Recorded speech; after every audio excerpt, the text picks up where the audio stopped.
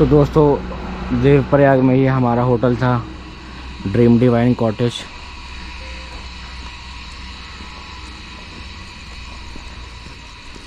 और अब हम जो है बद्रीनाथ राइड के लिए निकलेंगे। और आप बादल देखिए, सामने आपको व्यू दिखाई दे रहा होगा, बहुत ही सुंदर व्यू।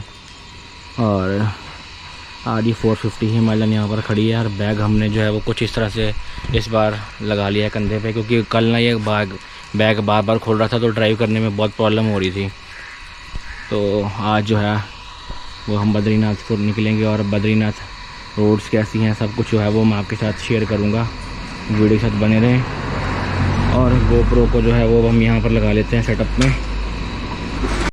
तो दोस्तों बद्रीनाथ के लिए जो है वो राइड शुरू कर दी थी सुबह 7:05 7:10 के आसपास जो है उन्हें बाइक मैंने स्टार्ट कर ली थी। और उसके बाद जो मॉर्निंग थी तो यहाँ पे थोड़ी हवा जो है सुबह को वो ठंडी ही होती है। तो राइड जो थी वो कम से कम भी यहाँ से अभी भी जो था बद्रीनाथ वो 224 किलोमीटर था।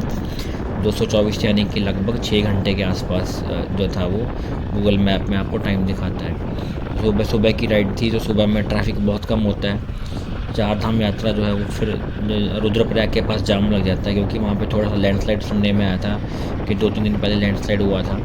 तो मुझे था कि वो टाइम पर ही रुद्रप्रयाग जो है वो क्रॉस कर लिया जाए, तो इसलिए मैंने राइड जो है वो सुबह ही स्टार्ट कर दी थी।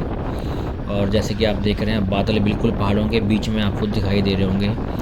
तो रुद्रप्रयाग से जब आप बद्रीनाथ जाते हैं तो सुबह का रास्ता जो है वो काफ़ी ब्यूटीफुल आपको चीज़ फील होती है। ट्रैफिक नहीं होता है, ठंडी ठंडी हवा होती है, इक्का दुक्का शॉप्स खुली होती है। तो ब्रेकफास्ट तो मैंने किया नहीं था, मुझे था कि मैं एक बार रुद्रप्रयाग पार कर लूँ, उसे क्रॉस करने के बाद ही जो मैं वो ब्रेकफास्ट करूँगा।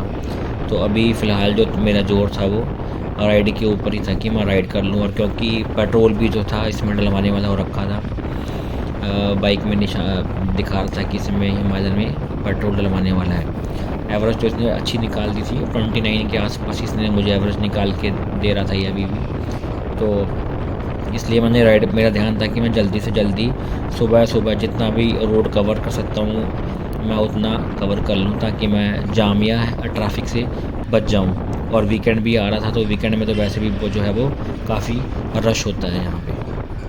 तो दोस्तों जिस बात का डर था वही सामने आया। और रुद्रप्रयाग को जैसा कि सुनने में आया था कि यहाँ पे लैंडस्लाइड हो रखा था, तो यहाँ पे काफ़ी भयंकर जाम लगा हुआ था।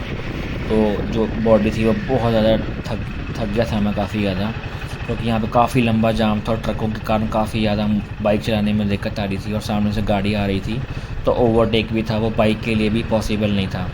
तो अब मेरे मन में था कि अब मैं ब्रेक है जो वो मुझे अब ले लेना चाहिए। तो इसलिए मैंने अब प्लान कर लिया कि मैं इसे ओवरटेक के बाद ब्रेक लेके ही रहूँगा।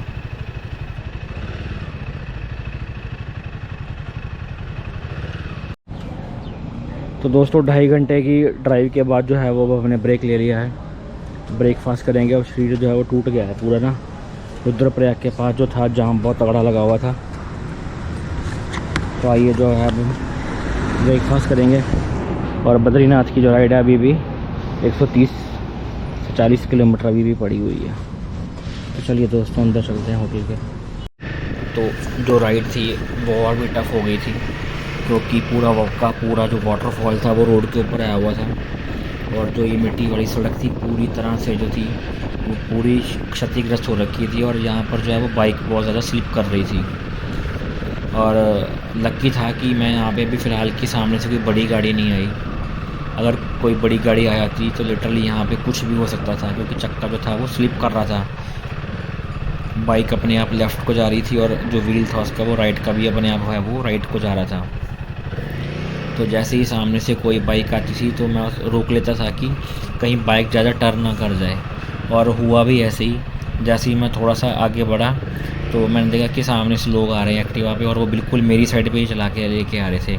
बिल्कुल आप देख सकते हैं मेरी साइड पर वो स्कूटर आ रहा था एक्टिवा। तो मैंने जो है वो राइट साइड में कर लिया, लेकिन जैसे ही मैंने राइट साइड पे किया वो व्हील उसका पिछला पूरा घूम गया। और जो मेरी बाइक थी कुछ टाइम के लिए वहीं खड़ी रहेगी। तो मुझे था कि स्कूटर निकले और फिर मैं आगे निकलूँ। तो मैं फटाफट जो है मैं यहाँ से निकलने की मैंने जो थी वो कोशिश की, और मैं जल्दी निकलना चाह रहा था। ताकि कोई बड़ी गाड़ी, कुछ भी स्विफ्ट या मारुति या कुछ सामने से आ ना जाए।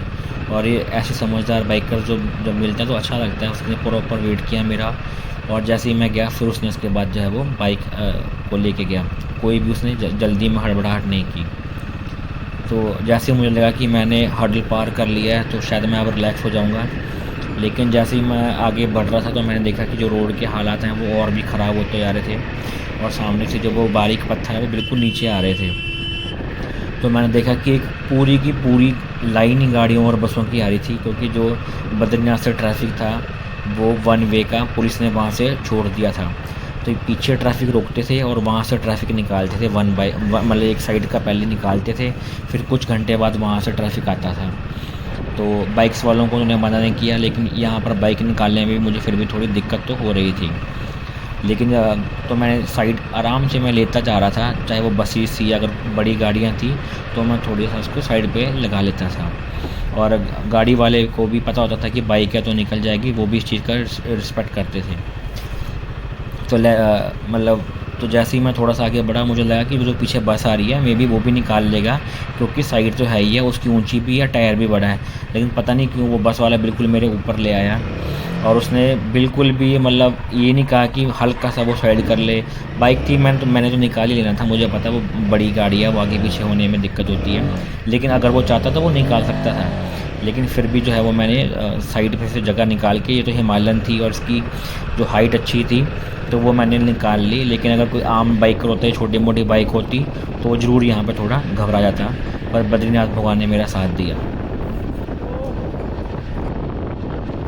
अब यहाँ से जो था वो बद्रीनाथ का रास्ता सिर्फ 20-25 में जो था वो 20-25 मिनट दिखा रहा था। तो बारिश का मौसम बन गया था बिल्कुल, और हवा जो थी वो बिल्कुल ठंडी हो गई थी। गोविंद घाट जो था वो मैंने क्रॉस कर लिया था, तो हल्की हल्की एक दो बूंदें जो थी वो मुझे बाइक पे फील हो रही थी। और मेरे मन में बस एक यही सवाल था कि अगर बहुत ज़्यादा तेज़ बारिश हो गई है, स्टार्ट हो गई, तो मेरा जो है वो रेडिंग शूज़ और रेनकोट वगैरह है वो गीला हो जाएगा, क्योंकि वो वाटरप्रूफ नहीं था। और पुरानी वीडियोज़ में आपने देखा होगा मेरे यमुनानगर राइड में भी ऐसे ही हुआ था। तो अगर एक बार कपड़े गीले हो जाएँ तो वो जल्दी पहाड़ों में सूखते नहीं हैं, क्योंकि यहाँ पे धूप है वो बहुत कम निकलती है। तो बस मुझे यही था कि फटाफट मैं जो है ये आज लास्ट के 20-25 मिनट हैं वो जल्दी से जल्दी पूरे कर लूँ। तो इसलिए, और रोड भी जो थी वो साफ़ थी, और ट्रैफिक वो ना मारता था, क्योंकि ट्रैफिक को रुद्रप्रयाग के पास जो है वो पुलिस ने होल्ड किया हुआ था। तो इसलिए मेरे को था कि मैं ये अभी रोड्स भी खाली हैं तो मैं टाइम पर अपने डेस्टिनेशन में पहुंच जाऊं। और फाइनली जो था वो मैं बद्रीनाथ पहुंच गया। और बद्रीनाथ पहुंच के थोड़ा मौसम साफ़ था, लेकिन यहाँ पर ठंड थी, वो काफ़ी ठंड थी यहाँ पे। मैंने कोई जैकेट नहीं डाली हुई, सिर्फ एक रेनकोट डाला हुआ था, ब्रीदेबल रेनकोट। उसके नीचे जो थी वो एक टी शर्ट थी, ताकि अगर कपड़े गीले हों तो शर्ट वगैरह गीले ना हो, टी शर्ट ही गीले हो जो कि जल्दी सूख जाए। तो यहाँ पे ठंड भी लग रही थी मेरे को, लेकिन मुझे था कि जो मैंने सोचा था कि मैं कैंप में स्टे करूँगा, तो मैंने बाइक को सीधा वहीं पर जो था वो मेरा डेस्टिनेशन की तरफ ले गया। और 6 घंटे जो हैं वो मुझे ड्राइव करते हुए हो गए थे, और मैं काफ़ी थक चुका था। तो बस वो जो था वो कैंप्स थे मेरे जो पास में ही आ गए थे। तो मुझे था कि बस अब मैं फटाफट जो है वो पहुंच के रेस्ट करूं और बैग वगैरह उतारूं और थोड़ा सा चिल करूं, रेस्ट करूं, क्योंकि थकान जो है वो बहुत ज़्यादा हो गई थी। तो वीडियो को लाइक जरूर करें, चैनल को सब्सक्राइब जरूर करें। नेक्स्ट पार्ट जो है वो आपको जल्दी ही देखने को मिलेगा।